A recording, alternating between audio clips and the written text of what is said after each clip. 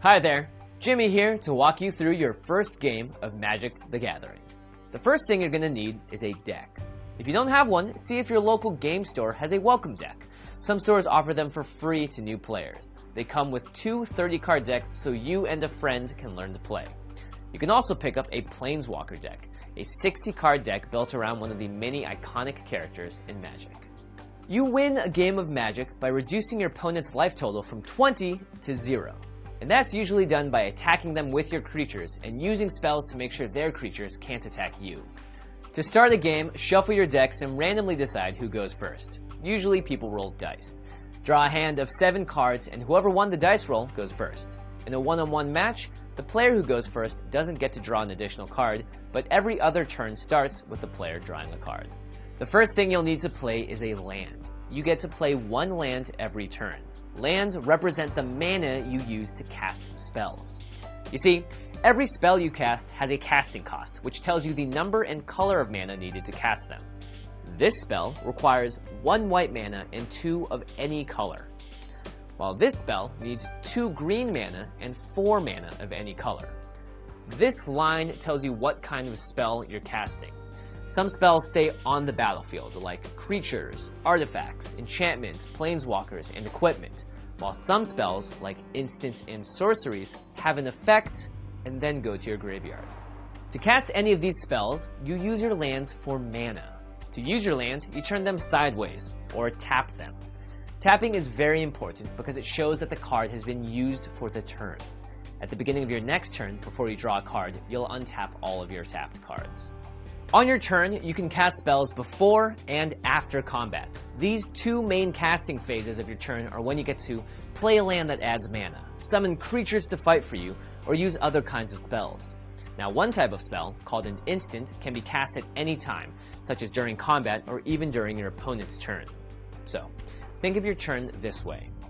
Your turn starts and you get to untap your cards and draw a new card for the turn. You can then play anything you have the mana to play. Then you can attack your opponent with any creatures you have. Then you can play any more spells you have the mana to play. Your turn ends and your opponent's turn begins. There's no difference between the main casting phases that happen before and after combat. You can even wait to play your land until after combat if you prefer. Now let's talk about what happens during combat. Because the goal of Magic the Gathering is to reduce your opponent's life total to 0, creatures you control will only attack your opponent. Normally, creatures will never attack another creature, although there are some advanced spells that allow this to happen. In combat, you declare any creatures you want to attack your opponent by tapping those creatures. Remember though, a tapped creature can't block when your opponent attacks you. Also, creatures can't attack the turn they're played because newly cast creatures suffer from summoning sickness. After you decide which creatures are going to attack, your opponent then gets to choose which creatures they block with and who blocks who. Then damage happens all at once. This is a creature's power. Creatures deal damage equal to their power during combat. This is a creature's toughness. If a creature takes as much damage as its toughness, it dies. If a creature isn't blocked, that damage goes to the player.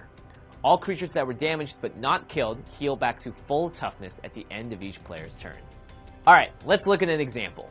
This is also a great opportunity to show you how instants work.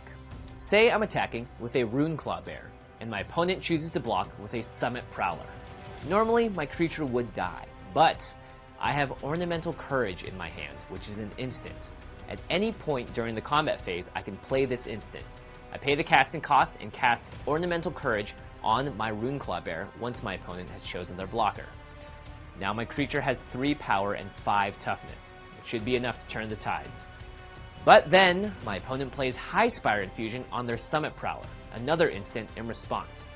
Your opponent can respond with their own instants if they have the mana to play them. Now their creature has 7 power and 6 toughness. My Runeclaw Bear still dies. Once combat and your 2 main casting phases are over, you pass the turn to your opponent. And those are the basics of play.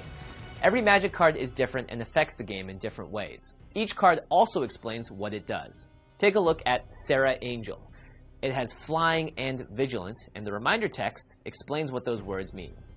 If you're ever not sure what a card does, you can visit gatherer.wizards.com and search for that card for its full rules.